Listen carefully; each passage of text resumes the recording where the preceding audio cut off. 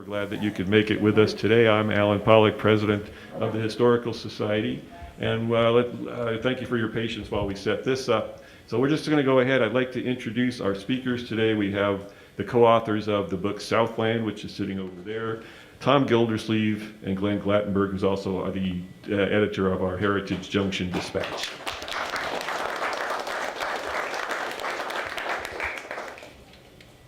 Thank you very much. I think what you're going to see today, as I like to say with Gordon, is a result of a misspent youth. Doing things that normal people didn't do, but it turns out that maybe we're pretty happy that we did do them. We both had a fascination for trains our whole lives, never outgrew it, still haven't. And the bottom line is we've been doing photography. Well, at least in my case, I've got color slides that I took as far back as 68 years ago. And Gordon, I think you go back to what, about 1955? So we've been at it a while. And a lot of the things that you're going to see in this show, the history of this book, so to speak, it was kind of spun to us several years ago by a friend by the name of Dale Sanders, who wanted to put this book together, and it's basically about us. It's also, there's a third party to this by the name of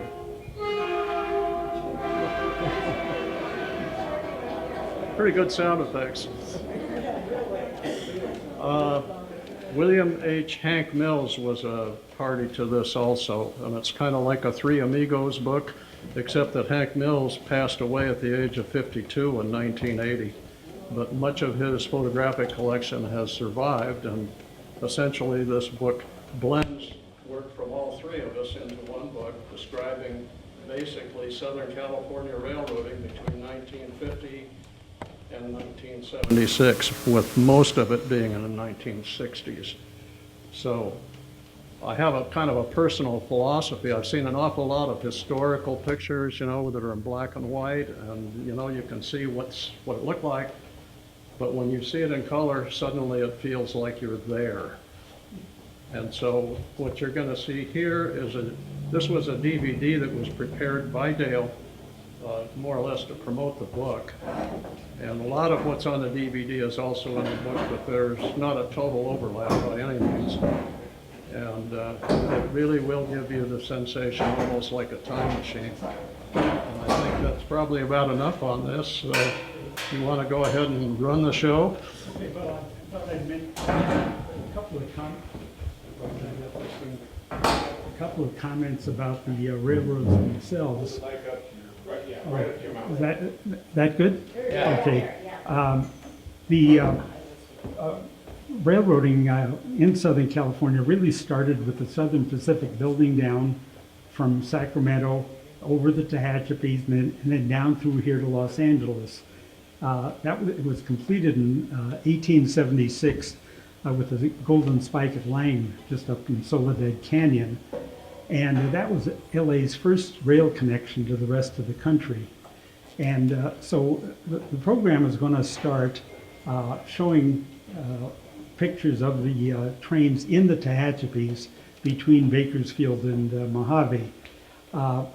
So after that sequence, we'll show some pictures from Los Angeles heading east through Cajon Pass, out in the Mojave Desert, down to San Diego, and then across from San Diego over the mountains and through Mexico to El Centro.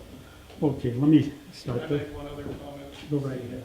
There's one other thing I guess I should mention, and that is that the railroads you're going to look at, essentially the only significant railroad that you're going to look at today that still exists today is the Union Pacific. Southern Pacific and Santa Fe are history. Pacific Electric and LA Railway are history, and I guess I think that Plaster City operation maybe still goes, but other than that, everything you're going to see today, almost nothing on this thing is anything you could go see today. Put the microphone by the little speaker that's making noise so we can hear. I'm getting people really listening.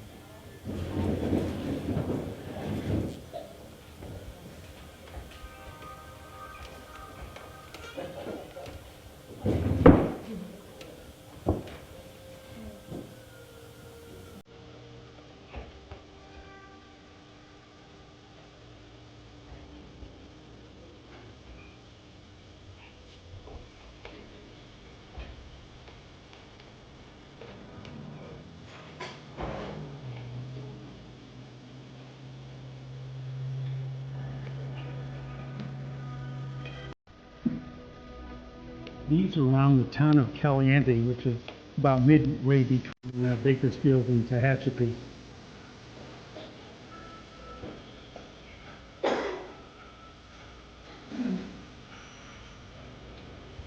That lead locomotive was a diesel hydraulic. There were very few of those in this country.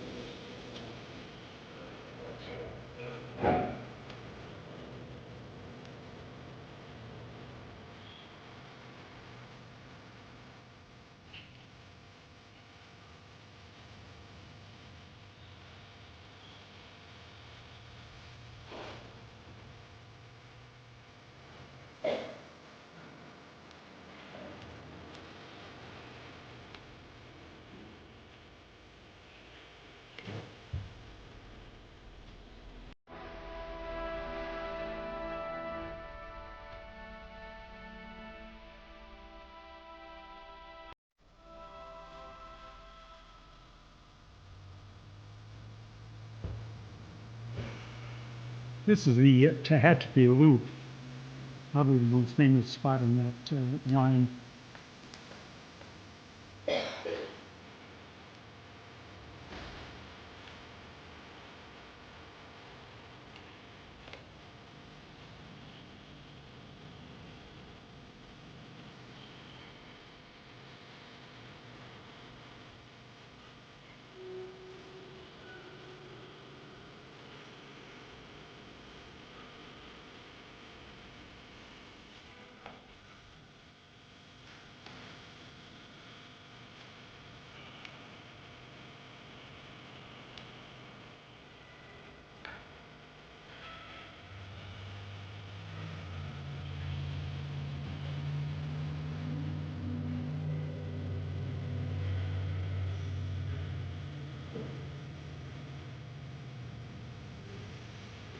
Now this is on the branch that went up to Lone Pine in Owens Valley.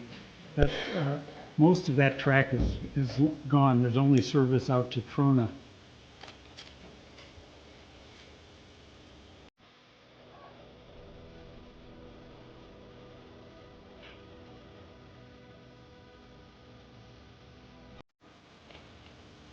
Mount Whitney is just off to the left in that picture.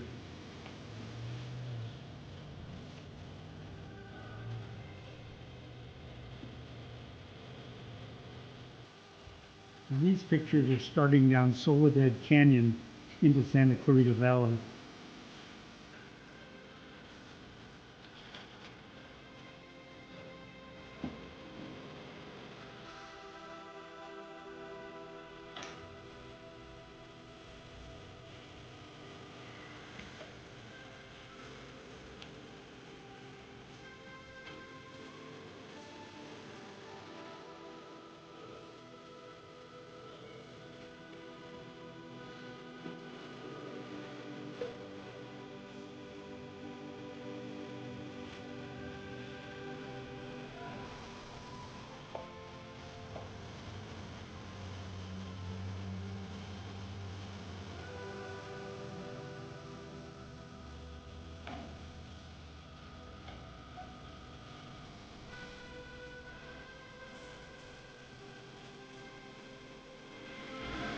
Where is that town? It's up in Soledad Canyon near Aguadosa Canyon Road. That by Rasmus. That's the same as that. But this still looks pretty much the same today, except for that's going on the tracks. There's the main station, which is the spot.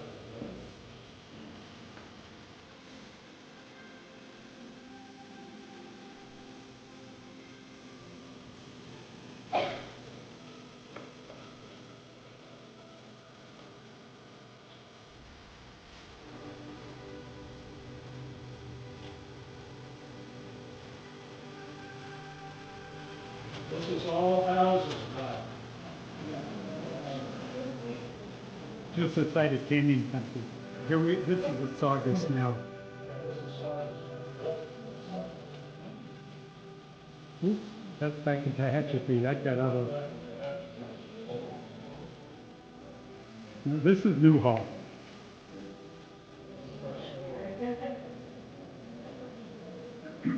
This is the other side of the tunnel coming into Sylmar.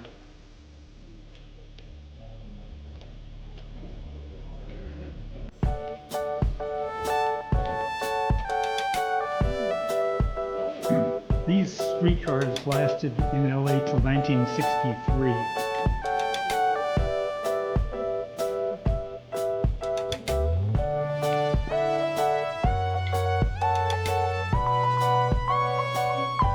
Red cars ended in 1961.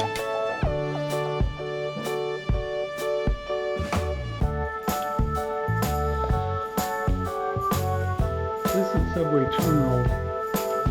This subway into downtown has lasted till 1955.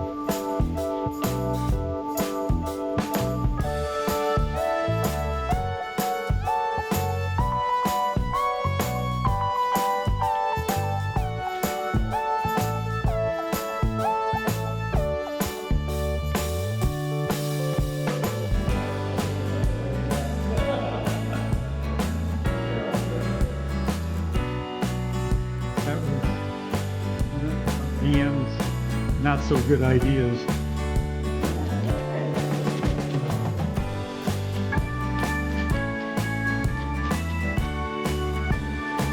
Union Pacific ran these gas turbine locomotives in Wyoming for a long time. They tried it down here for 4 months in 1962. Didn't work very well. This is along the LA River.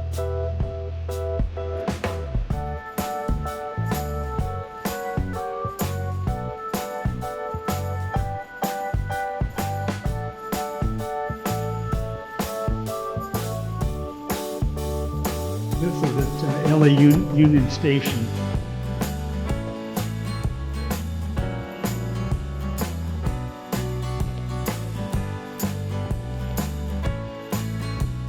That is Burbank Junction.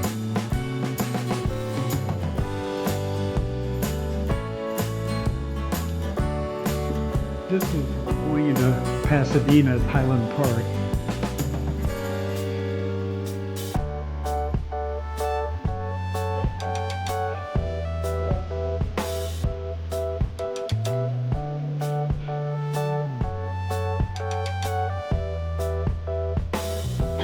This is Glendale.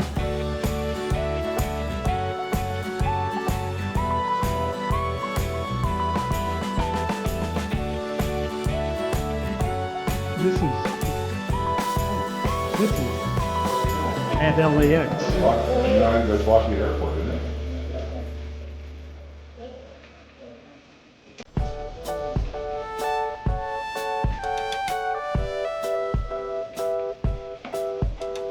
This is out in the Santa Ana Canyon.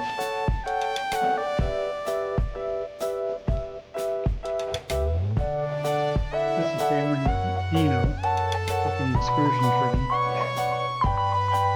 Here's one of those turbines again, ready to go up Cajon Pass.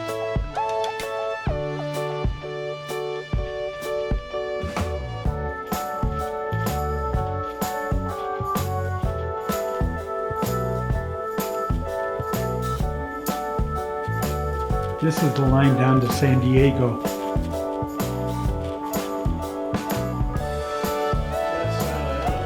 That whole complex no longer exists.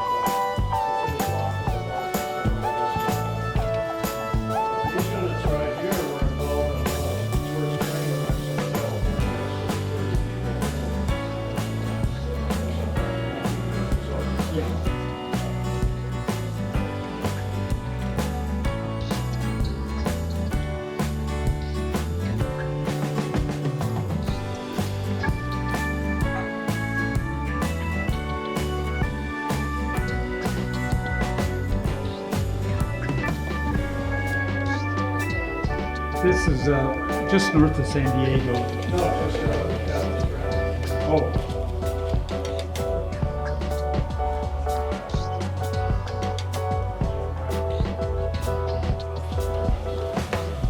this right here, that's Mission Viejo. It's now a city of 95,000.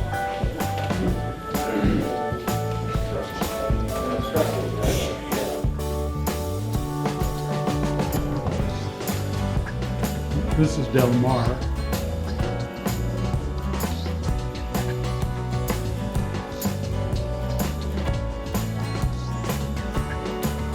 This was on a branch line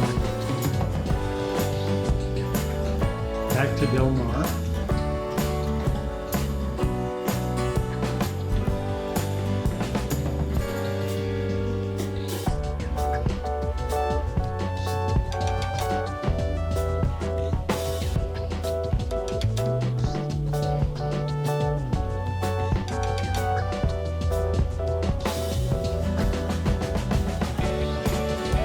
This is at the Del Mar racetrack. With special trains for the race crowds.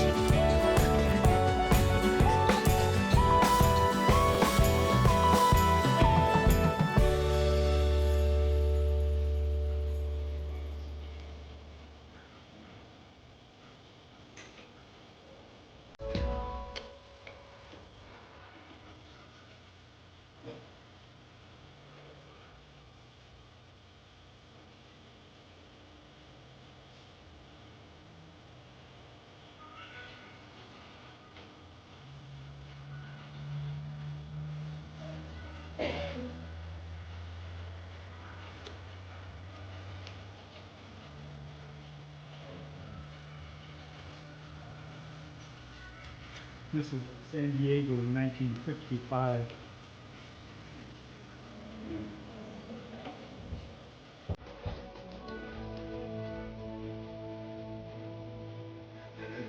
San Diego and Arizona Eastern was the railroad that went east from San Diego into Mexico.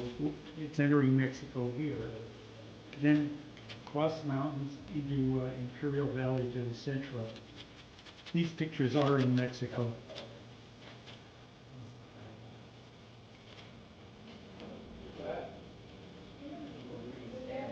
Rodriguez stamp it's for Tijuana. This is Tecate. This is crossing over Highway 94. And this is in Carrizo Gorge. It's 10 miles long where the railroad dropped into Imperial Valley.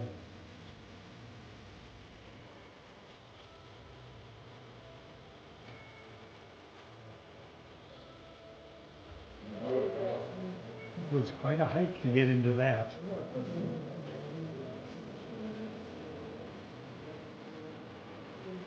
This is approaching El Centro. The whole bridge is below sea level. This is where Kaiser Steel got their iron ore east of Indio. They had their own railroad that brought it down to SP at Salton Sea.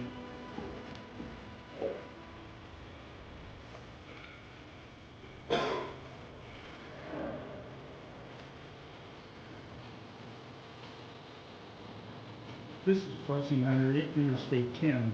These tracks are gone now. Those iron ore trains can be pretty impressive. They generally run about 10,000 tons, more than that, over 10,000 ton trains. This is the Coachella Canal.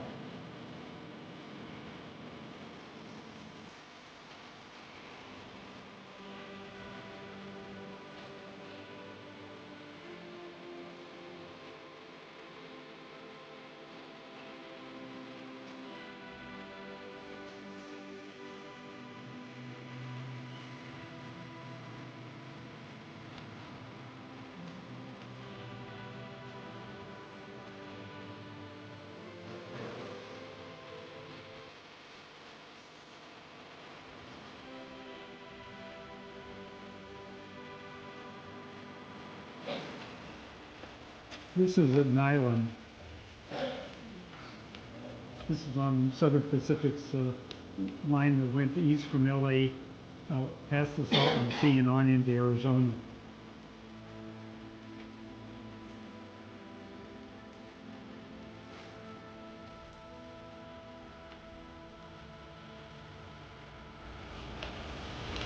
Each one of those little dinky older cars is about 100 tons. Now, this is an ore train climbing San Gorgonio Pass towards Colton and Kaiser Steel's plant.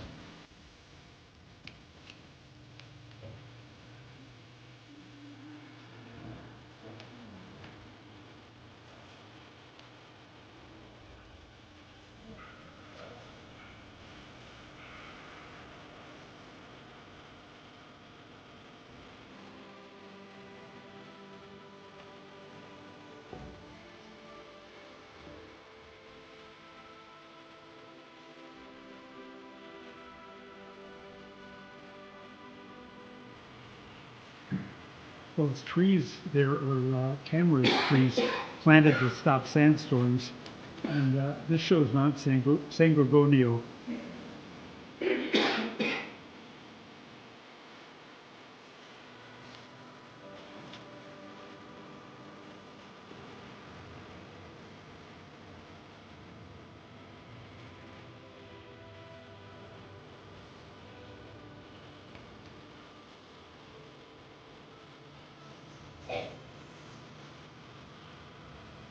This is around Redlands.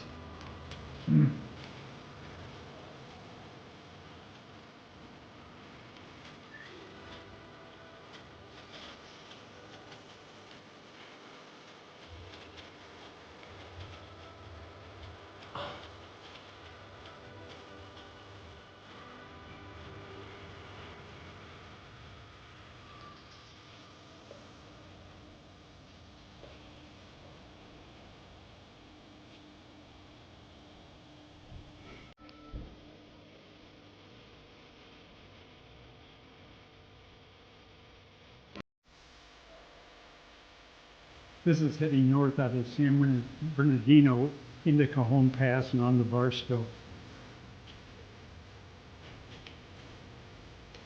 Most of the cameras were Pentax SLRs, and we're using Kodachrome on it. For about the first 3 or 4 years, I was using ASA 10 Kodachrome, and then I got some really fast stuff from then on with ASA 25. And so, needless to say, I went for fast lenses. I had f2.8 lenses, f2 lenses, and that kind of kept me going. I looked at what I did then, and it was kind of a struggle. I was shooting mostly at the 250th of a second, and by today's standards, that's really slow. But you can't really stop the trains that well. Nowadays, with the digital camera, 1,000th of a second is pretty comfortable.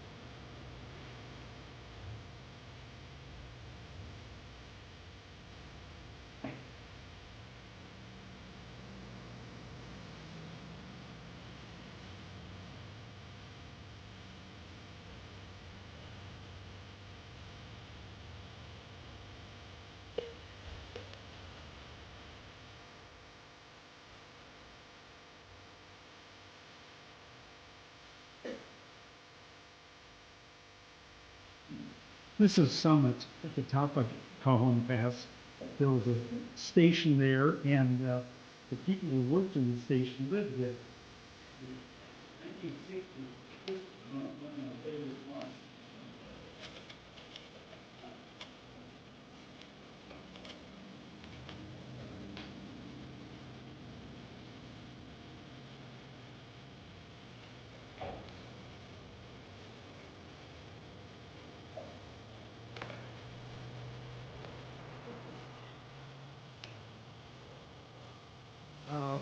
During World War II, uh, we- it wasn't possible to travel very much. And one of the things my parents did to keep me entertained was take me to Glendale Station to watch trains. That kind of got it going. I started actually photographing them about 1955 when I was in college. And it led to more and more travel. It, in particular, it was a way to get out and visit new places. And that's what kept me really motivated.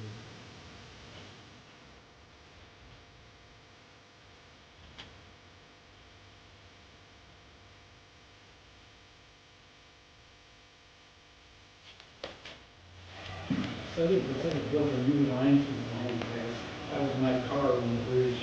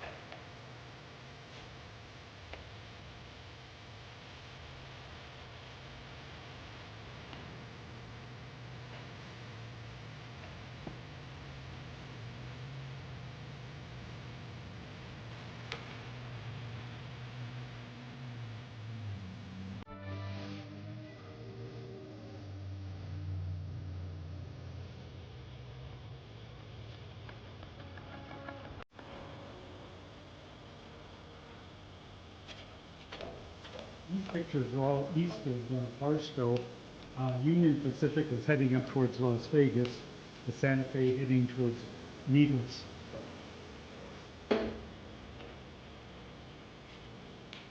This is Afton Canyon on the Mojave River.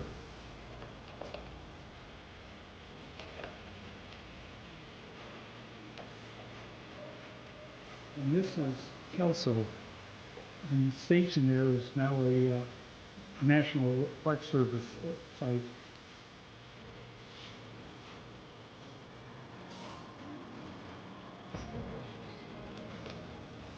This train was running here because of flooding in Northern California.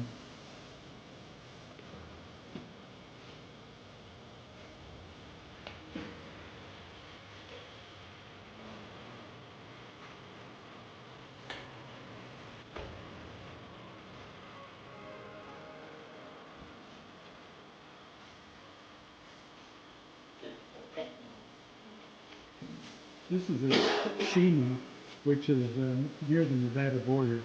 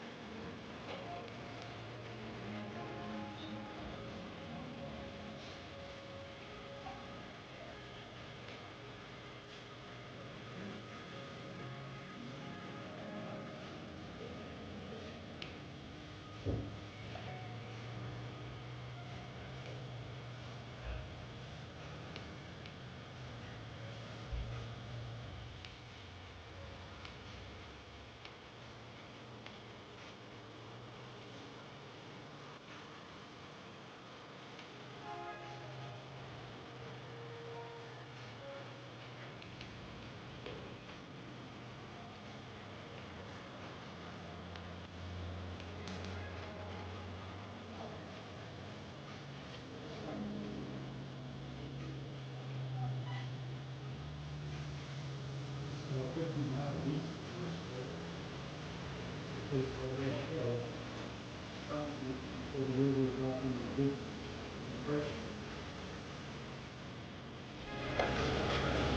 some interesting history on that line. At one time, there was a proposal to run it parallel to the state highway, and they were talking about using nuclear bombs to build a trench.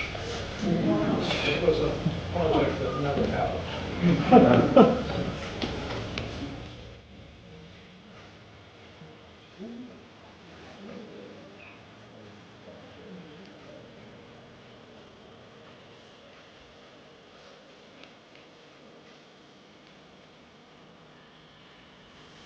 The bridge in the background is old US 66.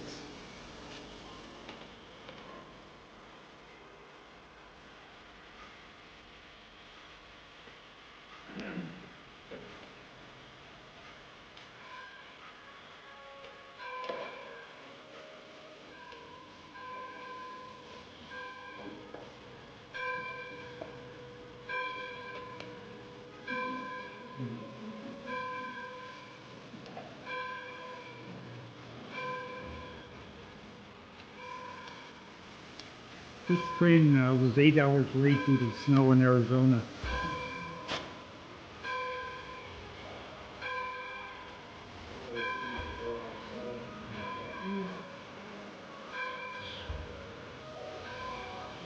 And here's the Colorado River.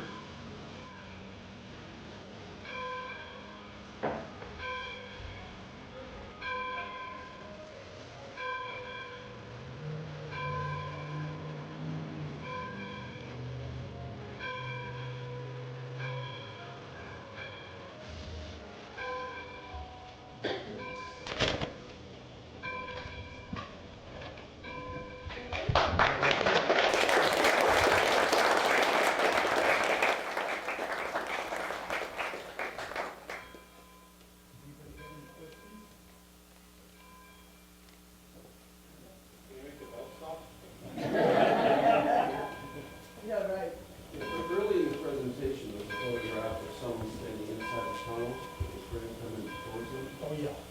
That was done with a telephoto lens. He was not in the tunnel. Okay. Sure. He's deceased, but not for that reason. Did you ever do anything up on the coastline or Cajon Pass or? Well, there wasn't much in the book. We've certainly shot there. I think you must have been everywhere. We hope so. Yeah. The problem with the problem with the coastline, there just wasn't that much traffic. So we tended to go to places where there were a lot more trains. But we got there.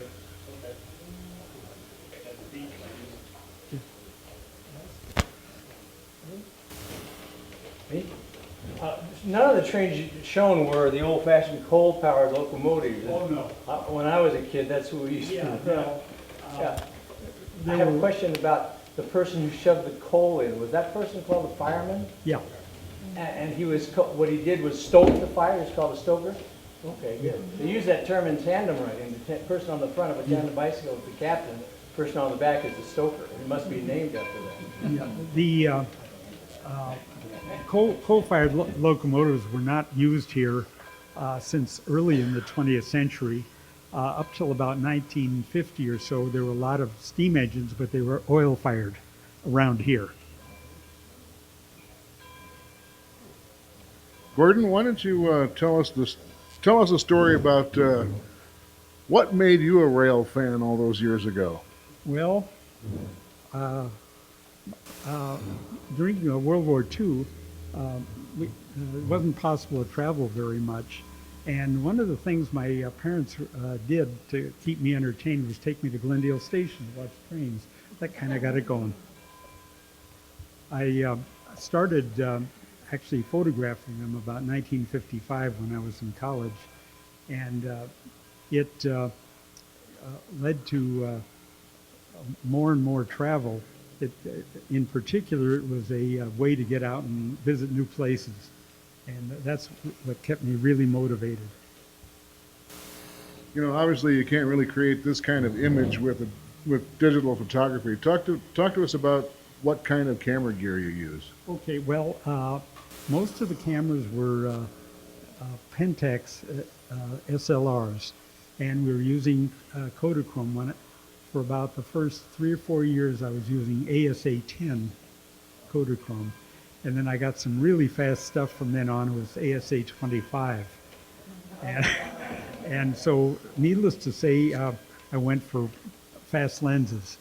I had f2.8 lenses, f2 lenses, and that kind of kept me going. I looked at what I did then, and it was kind of a struggle. I was shooting mostly at a 250th of a second, and by today's standards, that's really slow. But you can't really stop the trains that well. Nowadays, with a digital camera, a thousandth of a second is pretty comfortable. You get a lot more picture with the slower speed, though.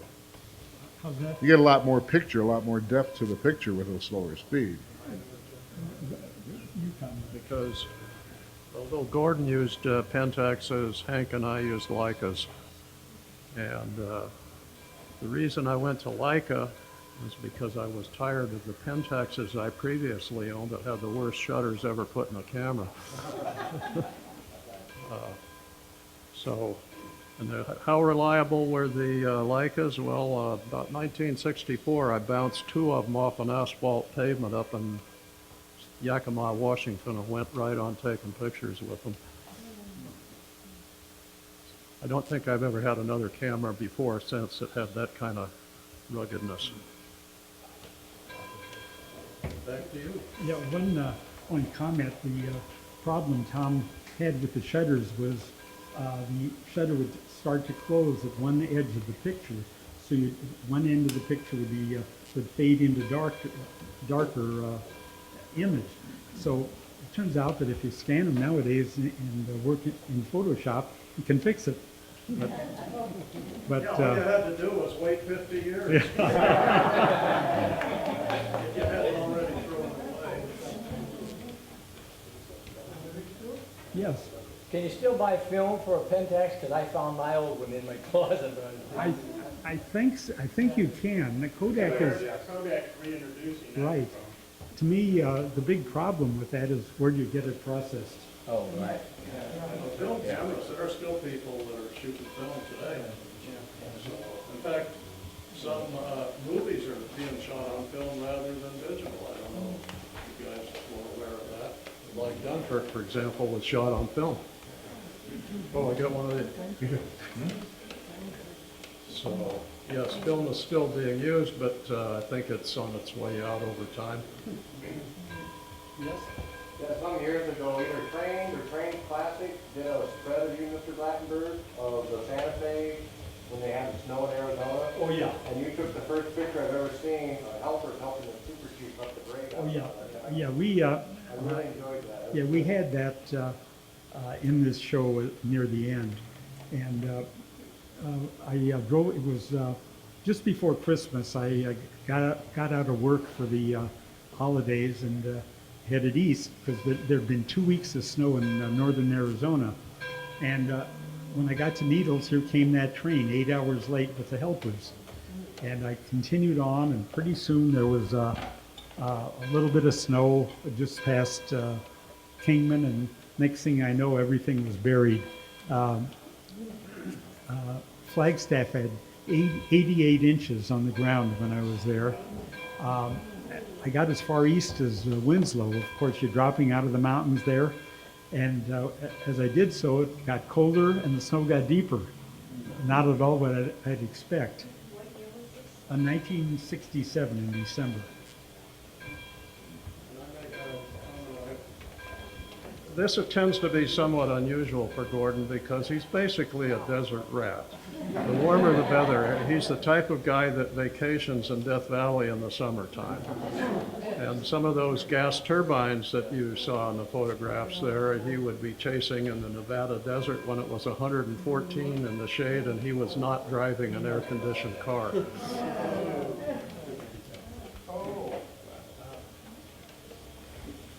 Go ahead. How did you get back the Arizona Eastern? How did you get back in there to take those photos? Because that is not, yeah, I was gonna say, that's not easily accessible. Yeah, that's absolutely right. There's quite a story there. I started hiking in from the top and kept going farther and farther on different trips. And at one point, I got to this quite long tunnel, and I walked inside the portal, and I thought, oh, should I try walking through that? And as I was pondering that, I heard dynamic brakes. Here came the train. So I hustled on out. And anyway, on the way back out, I passed a wreck, some wrecked cars down in the canyon. And then along came a speeder with two deputy sheriffs. And they stopped, and what am I doing there? I'm taking pictures. And they said, let me see the camera and backpack. Do you have any beer? It's kind of a strange question. Well, of course, there was no beer there, and they just said, go on and leave, which I did. Several weeks later, I saw an article in the LA Times. The wrecked cars on the bottom had been carrying piggyback trailers with beer. It was like a gold mine attracting people.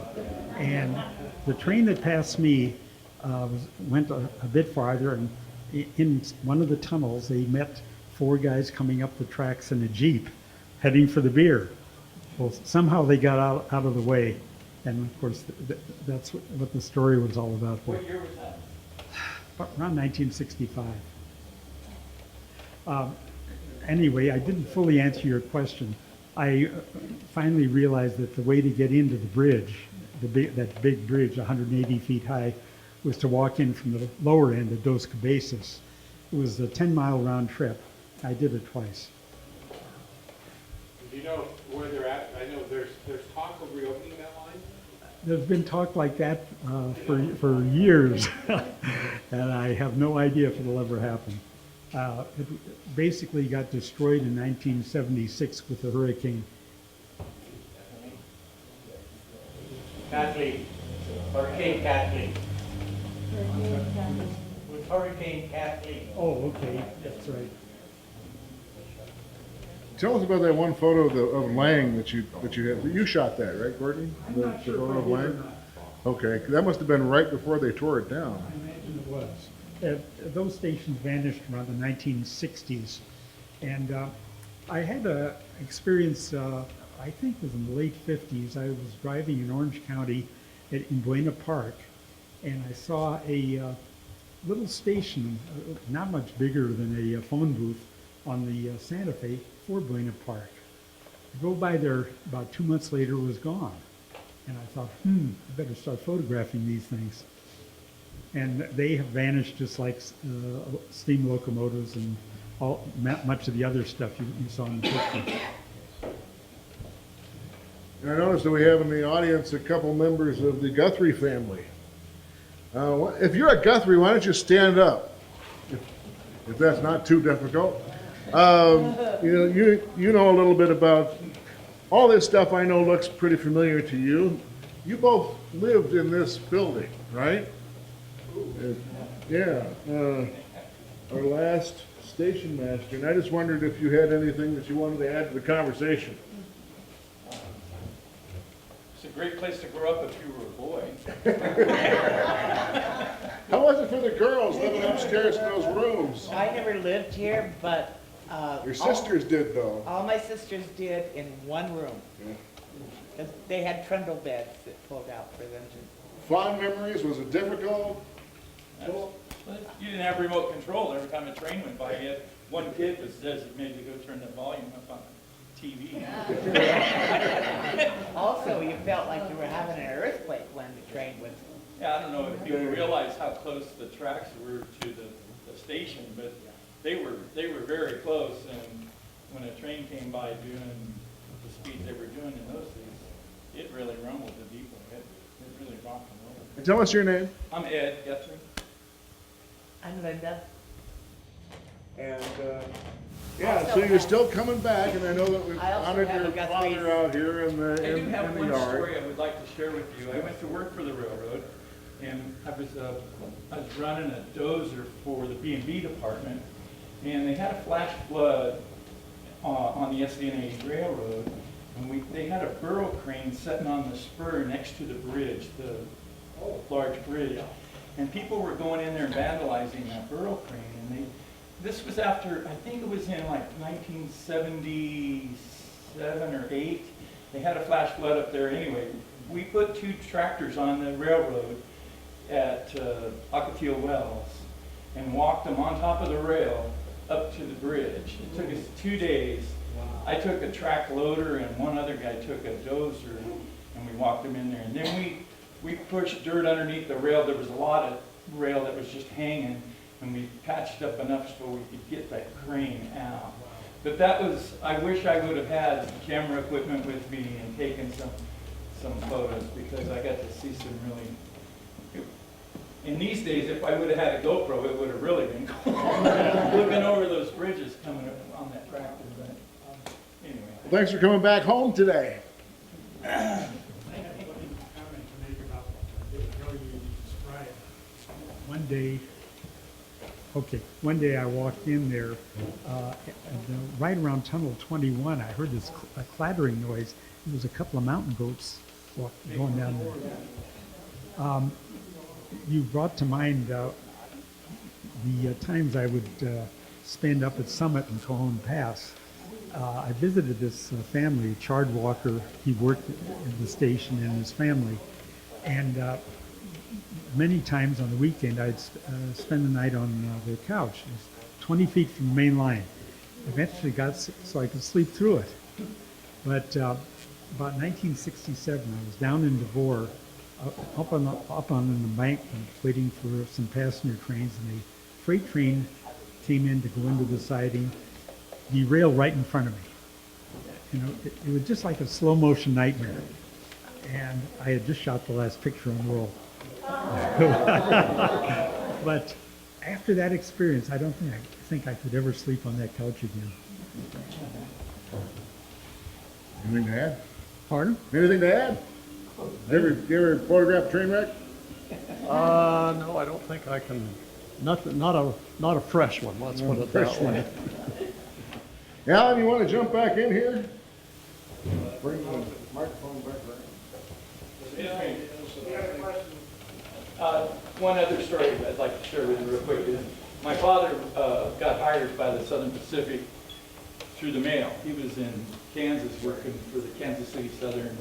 Anyway, they told him if he didn't get out of the Midwest, he wasn't going to see 30 years old because he had pneumonia and everything. Anyway, he rode the train out, got hired through the mail, Southern Pacific. You know where his first job was, where they let him off the train? Glamis. Glamis. Yeah.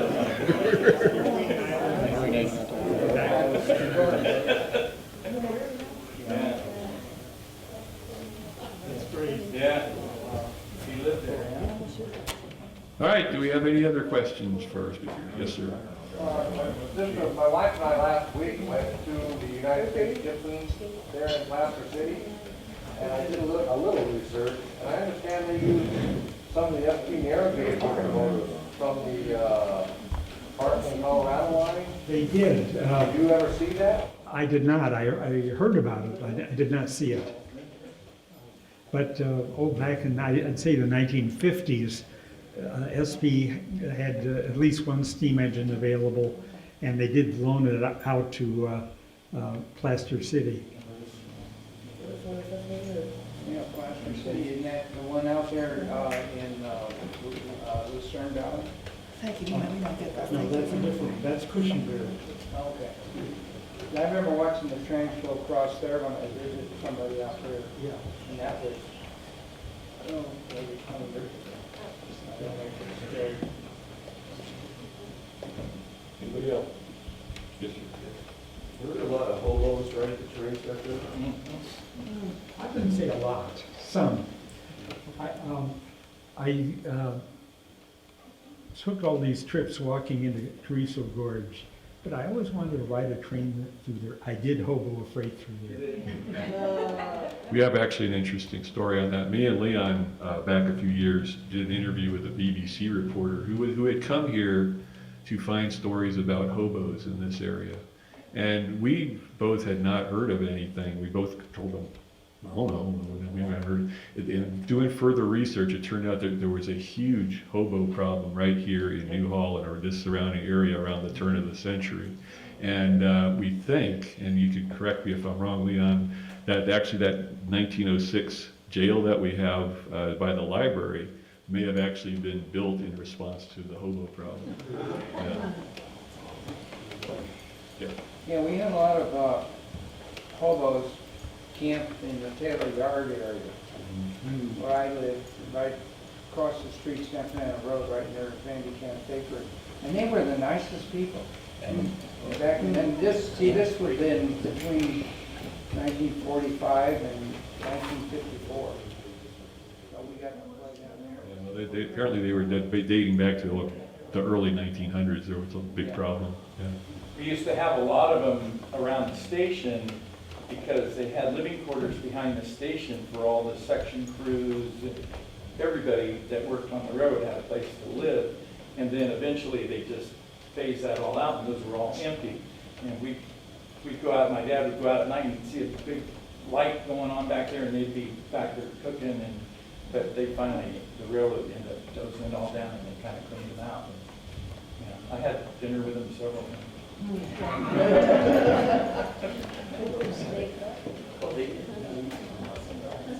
So did you ever get to see the hump yard operation at Taylor Yard? Oh, yeah. I could hear it from my house, and when Judy lived down there, she could hear it before they shut it down. Yeah. And it's all bulldozed now. Turned it into a park. Yeah. The pit's still there. One of the pits is Yeah, a couple of the turntable pits were there when we snuck in, and the security guard, he gave us all kinds of trouble. Was it about, not that long back? It used to be easier. Yeah. Okay, well, I think we'll bring our session to an end. Many of you may know that it's really appropriate for this talk, are sitting in an original Southern Pacific train station, which was built in 1887 as part of the extension of the branch line off to Santa Barbara from the main Southern Pacific line. It's a wonderful place that we're working to preserve, and it's great to be here. Did you want to mention anything about the Historical Society selling the book? Oh, yeah, we're, Kathy's not, if you are interested in the book, we have Kathy Martin, one of our board members, may still be back there in the train station, and we're going to take some orders for those books. Right? Yeah, Are you going to autograph them? only if requested. Okay. But, yeah, they'll have to take. There she is. Take the orders, and then they'll place the order with the publisher, and you want them signed, we'll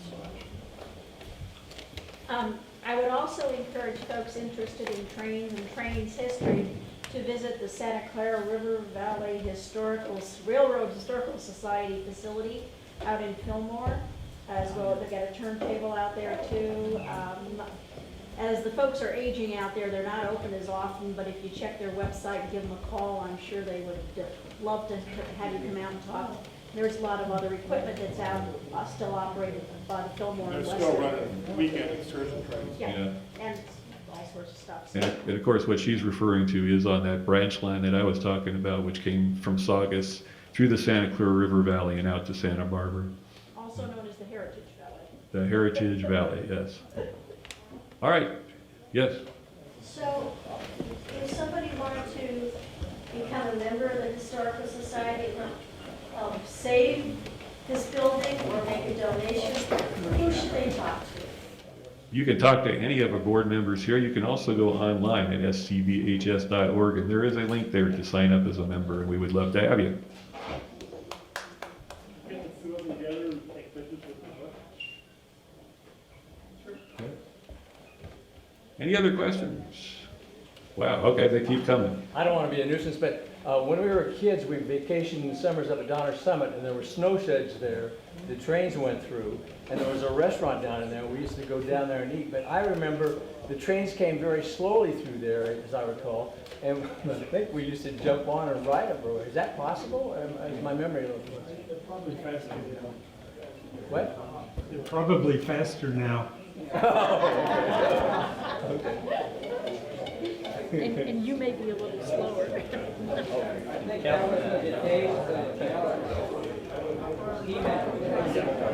were slow and lots of power.